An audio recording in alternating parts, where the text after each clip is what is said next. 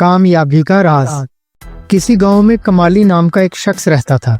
वो इंतहाई समझदार और दाना था। वो इंतहाई राजदारी से अपने कामों को अंजाम देता था। कम गो होने की वजह से उसकी जिंदगी बड़े सुकून से गुजर रही थी। एक दिन वो अपनी बीवी को लेने किसी दूसरे गांव जा रहा था। रास्ते में उसने एक जगह गधों को घास चरते देखा। खैर वो अपने ससुराल पहुंचा। बीवी के भाई ने बैठक का दरवाजा खोला और उसको बैठक में बिठाया।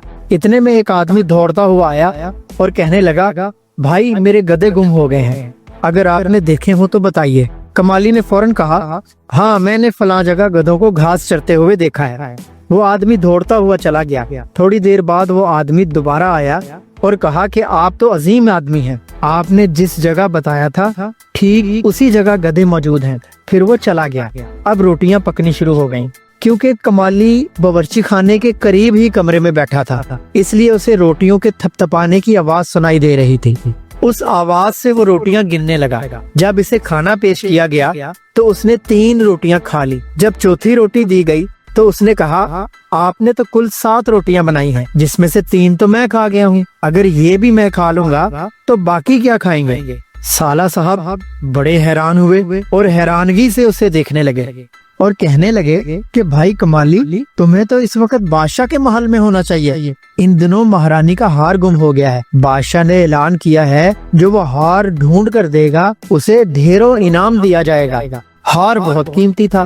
खैर कमाली ने फैसला किया और वो बादशाह के महल जा पहुंचा। कमाली ने सोचा कि अगर 40 दिन की मोहलत मैं बादशाह से मांग लूं तो मैं हार ढूंढने में कामयाब हो जाऊंगा। उसने बादशाह से कहा, मैं 40 दिन का चिल्ला काटूंगा, आपको हार ढूंढ कर दे दूंगा। बादशाह ने कहा, ठीक है। 40 दिन तो कमाली ने खूब महल में मजे किए, लेकिन 40वें दिन वो बहुत परेशान हो गया। उसने इधर उधर अपने हिसाब से हार को ढूंढा, लेकिन हार ना मिला।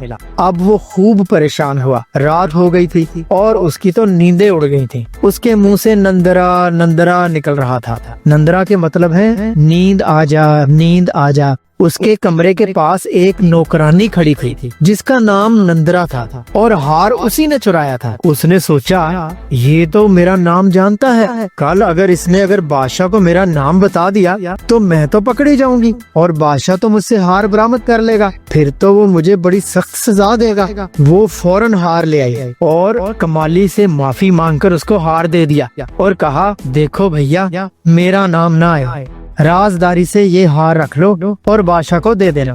कमाली ने उसका शुक्रिया अदा किया और आराम से चुपचाप हार लेकर सो गया। सुबह कमाली ने वो हार बादशाह को दे दिया। जब बादशाह ने वो हार देखा तो खुश और हैरान हो गया। उसने कमाली को ढेरों इनामात के साथ रुखसत किया। इस कहानी से हमें ये सबक मिलता है कि अगर कामयाब होना है तो अपनी जिंदगी में ये 4 चीजें हमेशा प्राइवेट रखो।